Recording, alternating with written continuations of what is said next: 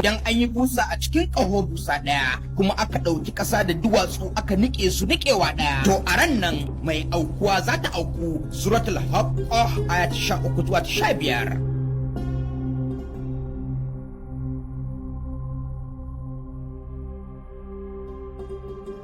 Ya ku mutane, ku ga Ubangijinku da takawa, lalle ne girgizar ƙasa ta tsayuwar sa'a aba ce mai girma. Suratul Hajj aya ta 1.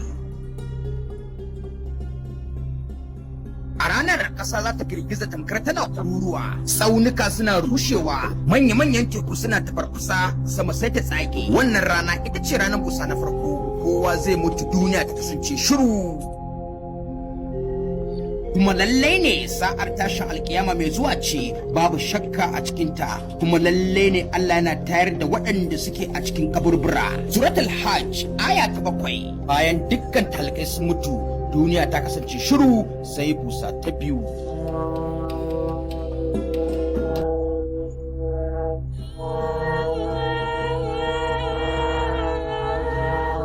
Sa'an nan aka yi hura a cikin ƙaho, wata hurawar sai ga su tsaitsaye suna kallo. Suratul Zumar aya ta 68. A hura ta biyu ne za a tada matattu su dawo da rayukansu. Mutane za su tashi a cikin firgici, a cikin tsoro. Ranar gaggawa zuwa ga hisabi. Suratul Zumar aya ta 69 Allah yana cewa, kuma ƙasa ta yi haske da hasken Ubangijinta. Wannan ranar kowane bawa zai je ma Ubangijinsa da gwargwadon aikin da ya aikata na alkhairi ko na sharri. Rana za ta ringa tafarfasa a kwakwalen mutane, zufa za ta ringa daga, sannan ya tare ya hayo har wurin gwiwoyin mutane, wasu zuwa kirjinsu, wasu kuma su nutse a cikinsa. A cikin sura Annaba aya ta 40 Allah subhanahu wataala yana cewa, inna anzarnakum azaban qariban yawma yanzuru almar'u ma qaddamat yadahu wa yaqulu al-kafiru ya laitani kuntu turaba. Lallai ne mun yi muku gargadin azaba makusanciya, ranan da mutum ke dubi zuwa ga abubuwan da hannayensa suka aikata, kuma kafiri sai ya ce, kai tona da dai na zama turbaya. Suratul Naba aya ta 40. Shekaru 50,000 mutane za su yi a tsaye a ƙarƙashin tsakiyar zazzafar rana, tana ƙona su, tana tafarfasa ƙwaƙwalansu.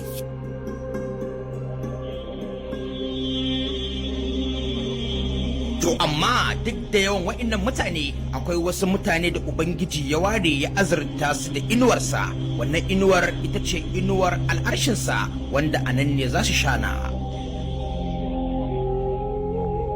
Suwaye wa'innan mutanen? Su ne mutanen da zuciyoyinsu ya kamu da ambatan Allah, mutanen da suke soyayya dan Allah ba don wani abu ba, wa'inda suke ba da zakka ba dan riya ba, matashin da ya tashi da ibada, da wa'anda suka barranta kansu da aikata zunubi ko da ko suna da ikon aikata hakan. A wannan rana ba sa cikin masu shan zafin rana, a wannan ranar ba sa cikin masu zidda hawaye dan nadama. Domin kasancewa daga cikinsu, ka kiyaye sallolinka, sannan ka mai da harshenka ya kasance da ambatan Allah subhanahu wata'ala. Sarkake zuciyarka da tuba kafin ranar hura kawai hisabi ya tsaya. Cikin suratul Inshiqaq aya ta 6 Allah yana cewa, ya kai mutum, lalle kai mai aikin wahal da kai ne zuwa ga Ubangijinka, wahala mai tsanani, to kai mai haduwa da shi ne.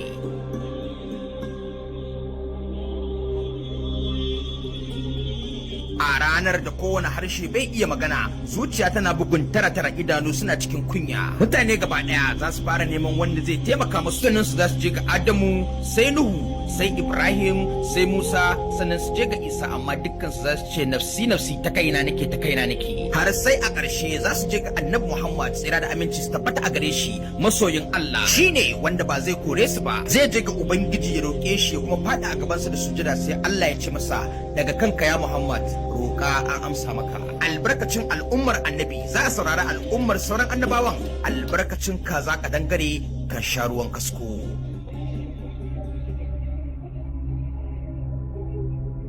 A wannan rana littattafan ku sun ishe ku hisabi akan abin da kuka aikata. Za a matso da sikelin awo, kuma za a auna dukkanin abin da kuke aikatawa a rayuwanku a saman sikelin nan. Kuma wasu mala'iku guda 8 na ɗauke da al'arshin Ubangijinka a sama da su a wannan ranar. A ranar za a bijira ku domin hisabi.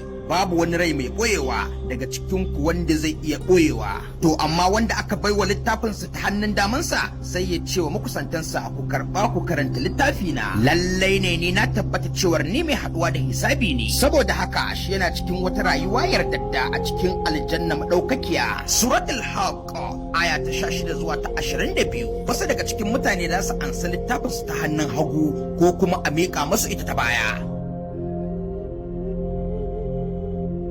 Yayin da ka ansa littafinka a hannun hagu, to tabbas wuta ta tabbata a gare ka, jahannama ta tabbata makomarka. Ubangijin al'arshi yana rantsuwa da alƙalami da abin da masu rubutu suke rubutawa, shin bai gaya muku ba? To a wannan ranar kai ciwo ta tabbata ga waɗanda suka zalunci kawunarsu.